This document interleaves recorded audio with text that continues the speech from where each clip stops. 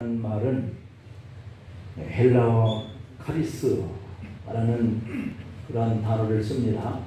카리스, 은혜. 또 영어로는 블레싱이라고 하는 단어를 쓰는데 이 두 가지의 의미는 다 축복이라고 하는 뜻입니다. 축복, 은혜를 받았다 하는 것은 내가 복 받았다 하는 그런 의미와 같은 것이죠. 이것은 인간의 어떤 공로와 노력에 힘을 써서 얻는 것이 아니라 그냥 내가 거기에 못 미쳤는데도 또는 어떤 그러한 그 뜻 가운데 대가 없이 거저 얻어지게 되어지는 것, 이것을 바로 우리는 선물이라고 부르는데 이걸 바로 은혜다 이렇게 얘기합니다. 내가 수고하지 않았는데 그 어떠한 선물을 받게 되었다라고 하는 것이죠. 이런 면 속에서 오늘 본문은 하나님의 은혜로 받은 이 이삭의 축복이 우리에게 이러한 교훈을 줍니다. 첫 번째는 그 안에서 받은 이삭의 축복이 하나님의 은혜였다라고 합니다. 여러분들이 받으신 그 축복이 하나님의 은혜가 되기를 간절히 소망합니다. 이게 바로 믿음이거든요.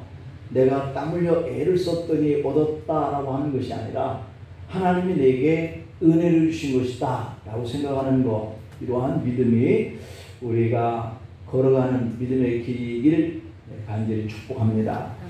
오늘 창세기의 26장의 1절과 2절 말씀을 우리가 한번 보면 아브라함 때에 첫 번째 흉년이 들었다라고 이렇게 되어 있고요. 그 땅에 또 흉년이 들매, 이것은 첫 번째 흉년이라기보다는 또 이 첫 번째 흉년과 같은 흉년이 또 들었다라고 하는 것이 이삭의 때였다라고 하는 겁니다. 그래서 아브라함 때에 첫 번째 그러한 흉년을 맞이했는데 이삭의 때에도 아브라함이 맞이했던 그런 흉년처럼 또 맞이했다. 그때 여호와께서 이삭에게 나타납니다. 애굽으로 내려가지 말고 내가 네게 지시하는 땅에 거주하라. 아브라함은 그때 흉년 때문에 애굽으로 내려갔거든요.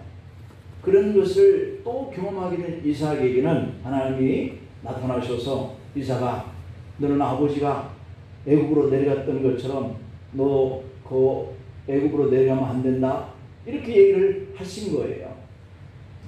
우리도 잘못될 가능성이 있는 그 길로 가려고 할 때 하나님의 음성이 아들아, 딸아, 거기로 가면 안 돼, 여기 머물러 있어라 라고 하시면 참 좋겠습니다. 할렐루야. 그러면 아마 우리가 실수하지 않지 않을까 하는 생각을 가져보는데요. 사실 그렇게 하나님의 음성이 그 즉시 임하는 시대는 지금은 아니죠. 그렇기 때문에 우리가 하나님의 음성을 즉시 듣기가 쉽지 않은데요. 그러나 특별한 케이스가 있어요.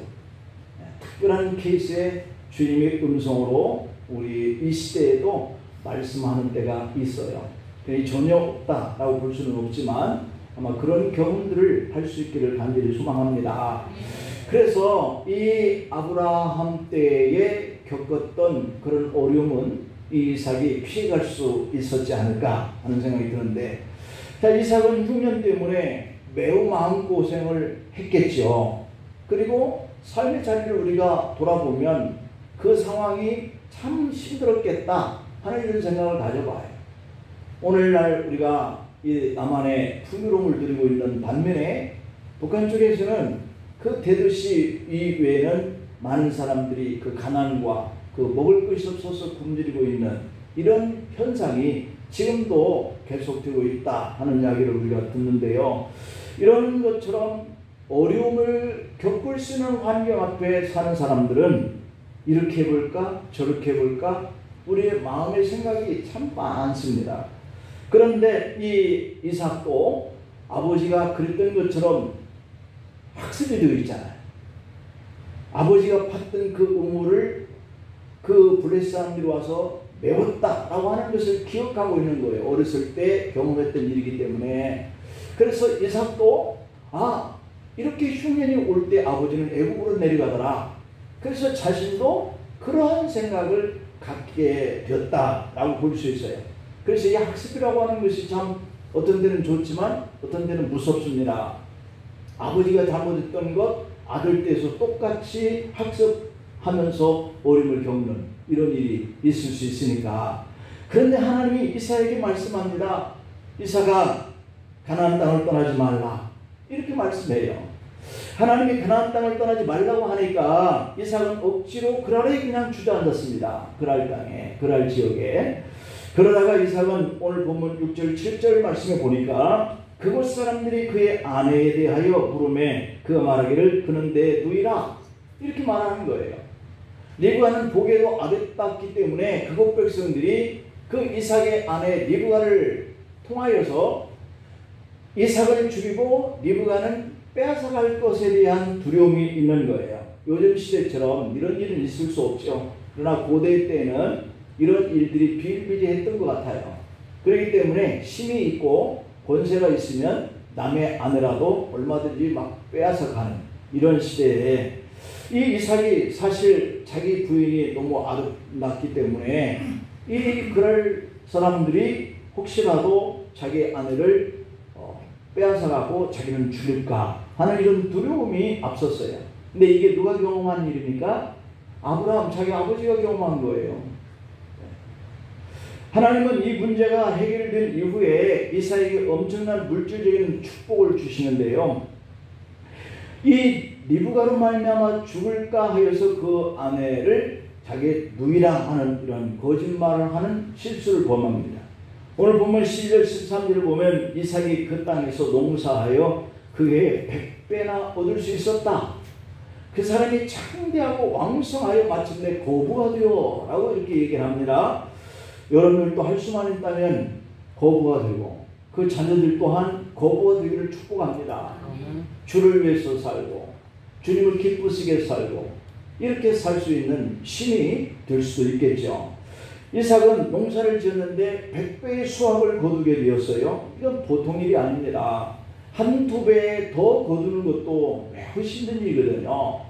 이 벼농사가 자꾸 이렇게 개발이 되어서 뭐 이렇게 작게 나던 그 벼 품종을 그 2배로 더 많이 거둘 수 있는 이런 벼 품종으로 이렇게 개발을 해서 한두 배 더 날 수 있게 되어지는 일은 있었지만 그러니까 100배를 거둔다는 것은 쉽지 않은 일이에요. 그런데 그 흉년이 든 때였고 그 주변에는 그런데 이 그랄에서 농사를 짓는 땅이 아니었기 때문에 더군다나 그곳에서 광야 같은 곳에서 다 망할 것 같은 이런 상황 속에서 그나마 흉년까지 들어 죽을지도 모르는 그곳에서 그가 100배의 복을 받았다고 하는 상상할 수 없는 일이에요. 이게 어떤 이유일까요? 하나님이 이삭에게 말씀했잖아요. 그 땅을 떠나지 마라. 흉년 때문에 우리는 벗어나고 싶습니다. 그런데 하나님은 그 땅에서 네가 머물러 있어라. 이유가 있었어요. 100배의 축복을 주시려고 말이죠.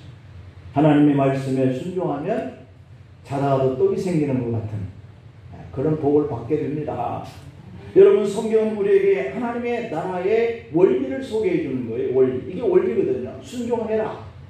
그러면 네가 손해볼 것 같은 데에서 100배를 얻는 이런 축복을 내가 줄게 라고 하는 것이거든요. 근데 하나님께서 이렇게 100배를 줄 테니까 거기에 머물러 이렇게 말씀하시지 않았거든요. 그 땅을 떠나지 말라. 이렇게만 말씀하신 거거든요. 그러니 그가 떠나고 싶지만 주님이 말씀하셨으니까 주저앉은 거거든요. 그런데 100배를 거둬요. 이건 정말 대단한 축복이죠. 우리가 열심히 하는데도 일이 잘 안 되거나 어려움이 생기면 거기는 분명히 하나님의 다른 뜻이 있어요. 실망하지 마세요. 다른 뜻이 있을 거예요. 하나님 어떤 뜻이 있습니까? 라고 물을 수 있으면요. 하나님께서 반드시 그 결과에 말씀으로 나타내실 거라는 말이죠. 우리가 열심히 기도하며 하나님의 부르신 자리로 갔는데도 어려움을 당하고 일이 잘 안 풀린다면 우리는 당연히 물질을 잃을 수도 있고 명예를 잃을 수도 있고 체면이 꺾일 수도 있지만 그리고 남들 보기에 부끄러울 수도 있습니다. 그러나 하나님의 특별한 은혜가 선물로 부어지는 그 순간이 오면 아하 하나님 말씀 듣기 참 잘했다. 내가 하나님 말씀을 들었더니 이렇게 하나님이 축복해 주셨어 라고 고백할 수 있는 기회가 올 때에 전에 부끄러웠었던 거 다 만회가 되는 거예요. 바로 그런 것이 하나님을 믿는 사람들에게 은혜로 주시는 선물인 줄로 믿습니다. 그런데 하나님은 오늘 이사에게 100배를 주셔요. 이 100배 이자율로 따지면 이게 10,000%거든요. 10,000%. 이런 이자율을 생각이나 해볼 수 있겠습니까? 겨우 요즘에 뭐 많이 줘야 3%대 4%대 주는데 그런데 10,000%를 줘요. 물론 이 100이라고 하는 이 숫자는 문자대로 100이라기보다는 하나님이 엄청난 그런 복을 부어주셨다 이런 뜻이에요. 예수님도 좋은 땅에 씨가 뿌려졌을 때 어떻게 되는 거에 대해서 말씀하시잖아요. 마태복음 13장 23절에 보면 좋은 땅에 뿌려졌다는 것은 말씀을 듣고 깨닫는 자니 이렇게 표현하고 있어요. 우리의 삶의 자리가 좋은 땅에서 순종하고 하나님의 말씀대로 내가 눈앞에 펼쳐진 이 광경은 사람들에게 부끄러움을 당할 수 있는 자리임에도 불구하고 말씀대로 하나님의 뜻 가운데 거기 머물러 있더니 100배를 주신 하나님의 역사가 일어나잖아요. 그 부끄러움이 떠오르는 부러움으로 변화가 된 거예요. 근데 그게 좋은 땅에 뿌려진 우리의 삶의 자리예요. 말씀을 듣고 깨달아 보니까 여기에 있어야 되는 게 맞다. 그랬더니 결실하여 어떤 것은 100배, 어떤 것은 60배, 어떤 것은 30배. 이 30배도 엄청난 겁니다. 오늘 하나님의 축복은 기본적으로 30배예요. 그리고 60배에 100배입니다. 믿으시기를 바라고요. 여러분들과 여러분의 자녀가 이렇게 되기를 간절히 소망합니다. 오늘 본문의 창세기 26장 14절 한번 볼까요? 양과 소가 때를 이루고 종이 힘이 많으므로, 그 당시에 이 종이 많다는 것은요 그 사람의 부를 상징하고 있어요. 부유한 사람만이 종을 많이 건드릴 수 있었거든요. 그랬더니 블레셋 사람들이 시기해요. 저거 우리 자리에서 내쫓아서 그가 갈 바를 알지 못해서 망해야 되는데 이렇게 100배를 거두고 소가 때를 이루고 종들이 힘이 많아지는 이런 복을 받으니 당연히 시기할 수 있었죠. 그러니까 남들에게 시기받을 만큼 복을 받았다는 거거든요. 좋은 땅에 심었더니 하나님의 말씀대로 거기에 머물렀더니 그런 얘기가 되는 거죠. 그래서 하나님의 축복이 임하면 다른 사람들이 시기할 만큼 부어주는 겁니다. 이삭은 이렇게 양과 소와 종들이 엄청나게 많아져요. 이삭은 농사도 지었고 목축도 했던 것 같아요. 그래서 소떼도 많고 농사도 100배 거두게 되고, 그래서 이렇게 복을 받는 비결이 어디 있을까? 오늘 본문 12절에 보면 여호와께서 복을 주심으로 라고 되어 있습니다. 그러니 우리가 환경이 또 이와 같은 중년이 임하고 또 이렇게 사람들에게 내쫓김을 당하고 갈 바를 알지 못해서 참 비참하고 부끄럽게 되었다라고 할 이런 형편에 있었는데 하나님이 그에게 복을 주시니까 달라지는 겁니다. 사람들 앞에 눈치 보고 시기당하고 질투받고 하는 거 부끄럽지 않게 생각하기를 바랍니다. 하나님이 복을 주시면요 단박에 달라집니다.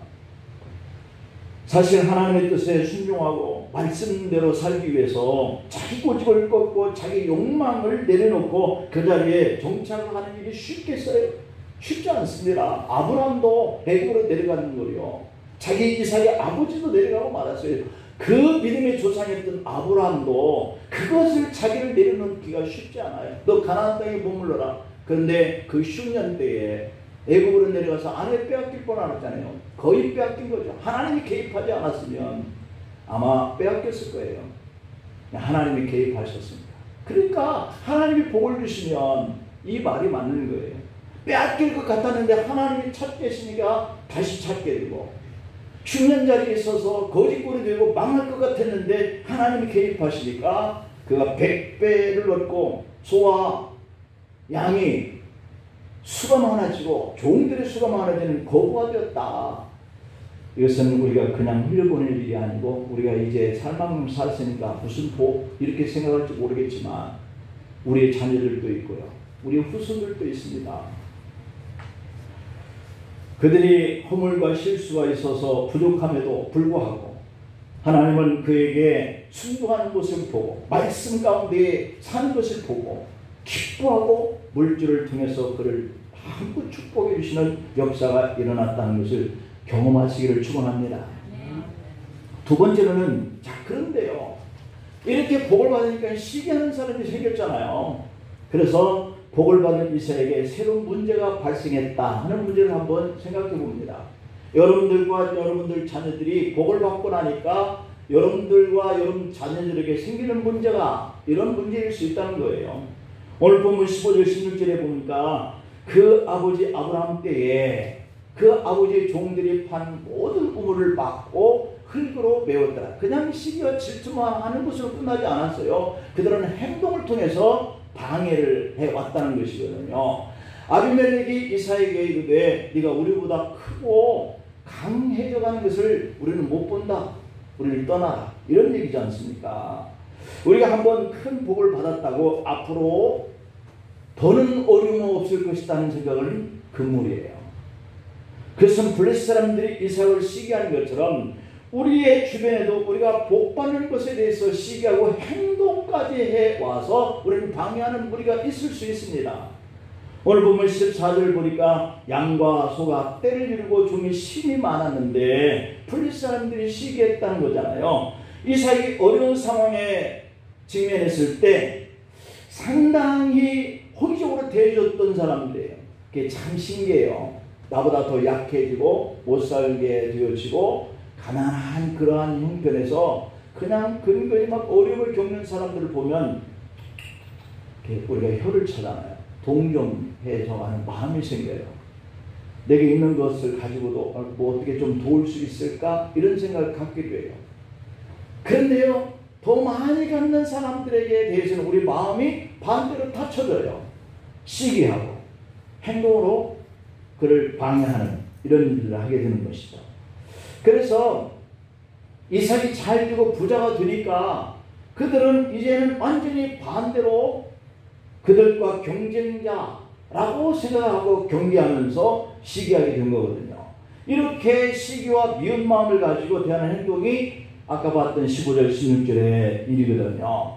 이삭이 더 이상 목축을 못하게 하려고 그의 아버지 아브라함이 팠던 그 우물들을 막아버리고 흙으로 메워버렸다. 이것은 농사 짓는 사람들에게는 완전히 해서는 안 될 아주 치사한 일이에요. 과거에 저희들 어렸을 때 시골에서 이렇게 자랄 때 보면 윗논에서 물꼬를 밑에 논으로 터줘야 밑에 농사 모를 심는데 이 악질 그 논둑을 터주질 않아요. 그래서 밤에 몰래 가가지고 그 뚝을 터서 아랫농 물을 대고 그러다가 막 삽을 들고 논바닥에서 싸움질이 일어나는 이런 모습들을 우리가 많이 보았어요. 이게 정말 치사한 일이잖아요. 자기도 물을 대고 넘칠 수 있을 정도 되어지면 자연히 밑에도 모를 심을 수 있도록 배려를 해줘야 되는데 이게 정말 치사한 일이잖아요. 척박한 땅에서 짐승이나 사람들에게 우물이란 생명과 같이 중요한 문제입니다. 그런데 이삭이 복을 받아서 번창하는 것을 보고 그들은 사람으로는 도저히 해서는 안 될 비겁한 수단을 강구한 거예요. 우물을 메워버립니다. 그런데 이 우물을 흙으로 메워서 더 이상 농사를 짓지 못하게 하고 아예 자기 땅에서 쫓아내고자 했던 겁니다. 여러분 살면서 가장 억울한 일은 이런 것이잖아요. 내가 살려고 애를 쓰고 힘썼는데 나를 시기하고 나를 억울하게 하고 방해하는 이런 사람들, 이런 고난을 당하는 일들 참 힘듭니다. 그런데 하나님이 여러분을 사랑하면 더 잘 될 줄 믿습니다. 사람이 아무리 시기하고 그렇게 막으려고 방해를 한다 할지라도 하나님이 복을 주시려고 하면요 달라요. 남의 땅이라 억울한 일을 당해도 어쩔 수 없었던 그 시대의 이삭의 모습, 이제는 정말 억울하고 참 서럽습니다. 이삭 입장에서 보면 참 당황스럽습니다. 하나님이 이 땅에 머물라 해서 머물렀는데 그 해에 100배 수확을 얻는 이 축복을 얻기 전에 당했던 그 일들은 정말 억울하고 정말 부끄럽고 한 일이죠. 그래서 그는 그럼에도 불구하고 복을 받은 이후에 하나님의 말씀대로 순종하면 이렇게 되는구나 하고 학습을 경험합니다. 이런 경험을 할 수 있기를 바랍니다. 하나님의 말씀대로 했더니 이렇게 어려움을 당하는 것 같았는데 더 잘 되는구나 하는 이러한 것, 이것이 바로 오늘 이 이삭이 당한 두 번째 일인 거죠.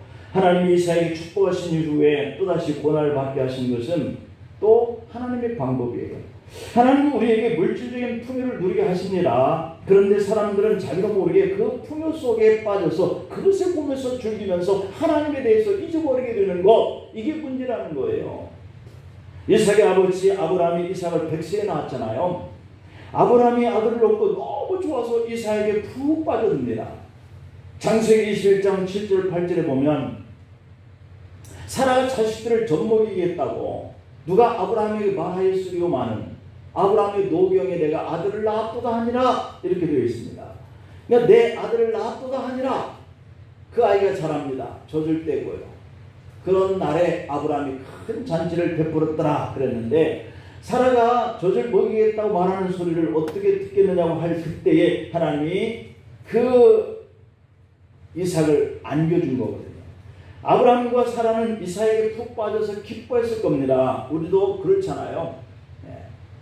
20여 년을 기다렸다가 아들 하나 얻었는데 금이 오게 하겠죠. 얼마나 귀엽고 얼마나 기쁘겠어요. 그 아이에게 푹 빠져듭니다. 창세기 22장의 1절 2절을 볼까요? 그 일 후에 하나님이 아브라함을 시험하시려고, 이런 일이 꼭 있다니까요. 우리가 100배를 거두고 거부가 되고 이제는 너무 좋다라고 할 그때에 거기에 빠지면 하나님을 보는 눈을 상실해요. 하나님의 음성을 듣는 귀를 닫게 돼요. 그러면 하나님이 이렇게 시험하신다는 거예요. 시험하신다. 시험하시고 네 아들, 네 사랑하는 독자 이삭을 데리고 모리아 땅으로 가서 내가 네게 알려준 한 산 거기서 그를 번제를 드려. 청천벽력이지 않습니까? 그렇게 애지중지 귀하게 기르는 이 자녀 아들을 어떻게 번제를 드려? 번제는요, 다 사지를 각을 떠가지고 그 제단 위에 얹어서 불을 질러서 연기가 향기로 하나님께 올려가는 제사거든요. 다시 말하면 불태워서 하나님 앞에 제물로 드리라는 겁니다. 하나님은 이삭에게 100배의 복을 받고 그 축복 속에 빠져서 기뻐할 즈음에 우물을 메우지고 다른 곳으로 가야 했던 것은 이 아버지 아브라함의 노경의 아들을 얻고 기뻐했을 때에 그 아들을 번제로 하나님께 드리라는 것과 똑같은 충격이에요. 이것이 하나님의 방법이에요. 하나님은 우리가 하나님께 받은 이 축복에 빠져들어서 하나님을 보지 못하는 것을 원하지 않는다라고 하는 사실입니다. 마치 부자의 비유처럼 그해 농사진 것이 쌓을 것이 없을 만큼 큰 축복을 받고 창고를 더 넓게 지어서 쌓은 후에 그는 생각합니다. 이제는 먹고 마시고 쉬어야 되겠다.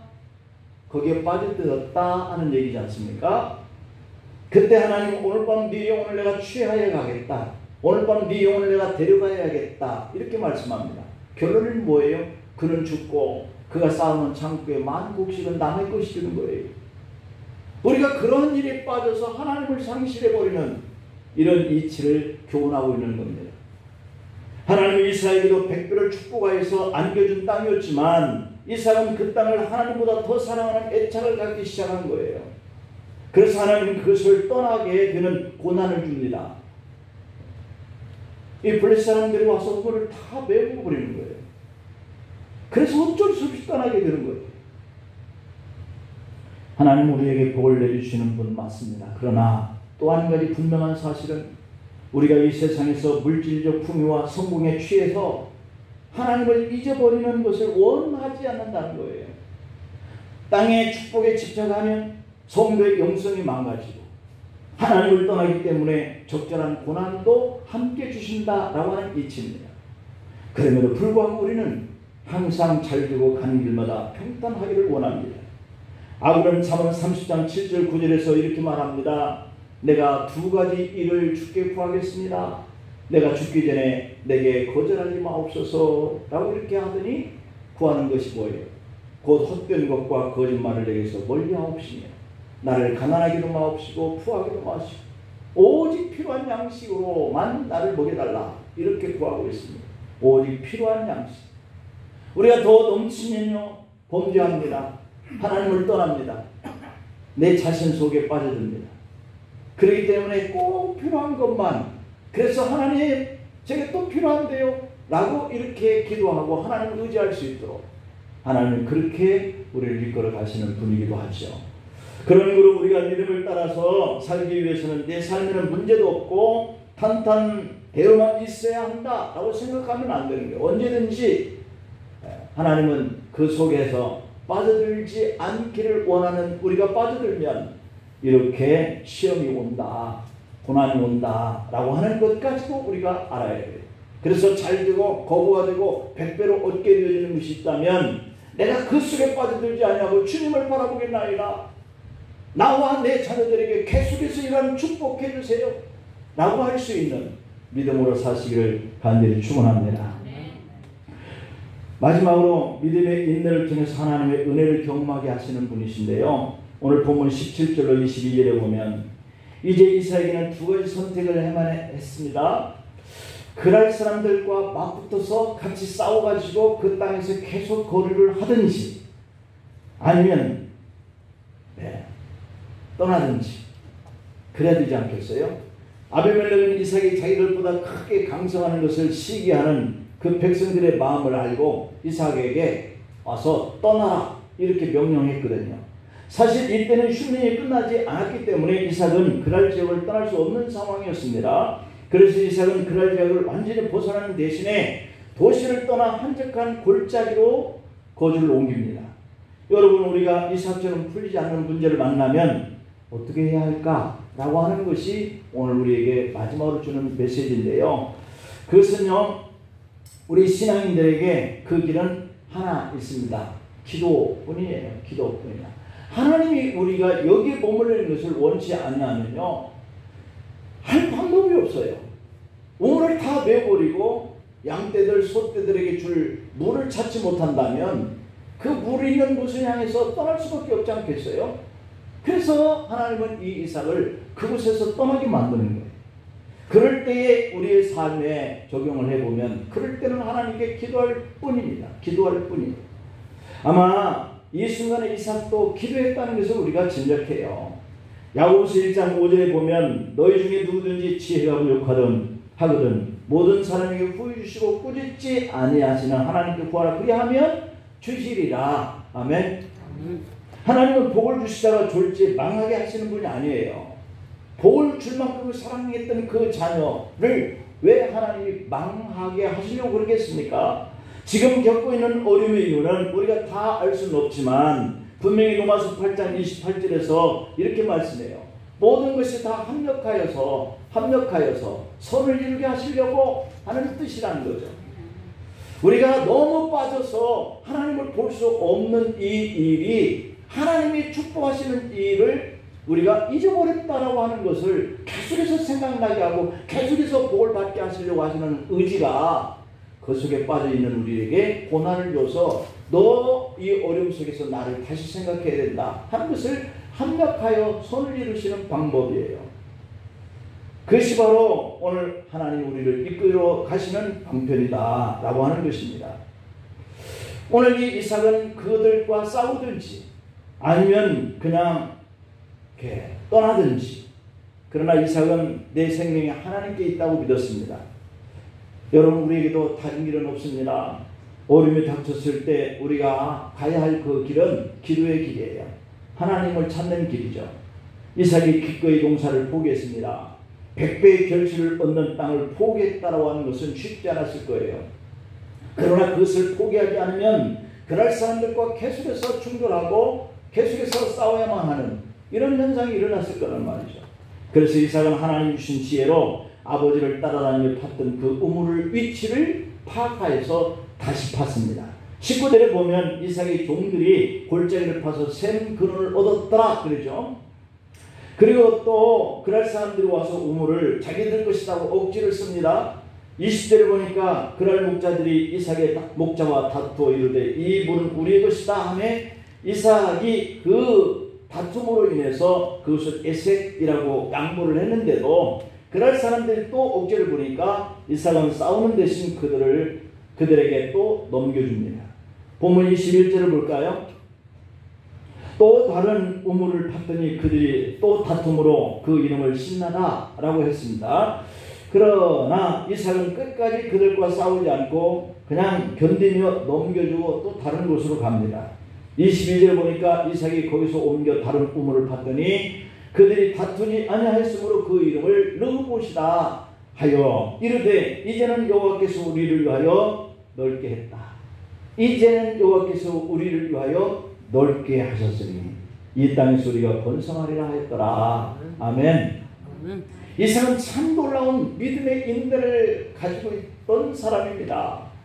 여러분, 하나님이 우리에게 말씀하실 때 그 말씀을 붙들고 순종해 갔더니 100배를 얻게 하고 거부가 되게 하셨다라고 하신 이후에 우리에게 그 속에 빠져들지 아니하도록, 하나님을 잊어버리지 아니하도록, 받은 것에 대해서 너무 연연하면서 그곳에 빠져들지 아니하도록 때로는 테스트하고 고난을 주면서 계속해서 하나님을 의지하고 믿음으로 살게 하시는데, 이러한 이삭에게 고난이 왔단 말이죠. 그러면 우리는 하나님은 우리에게 한 번만 축복하시는 분이고 다음에는 그것을 다시 잃어버리는 망하게 하시는 분인가 보다 라고 우리가 자포자기 하거나 나를 포기하거나 하면 안 돼요.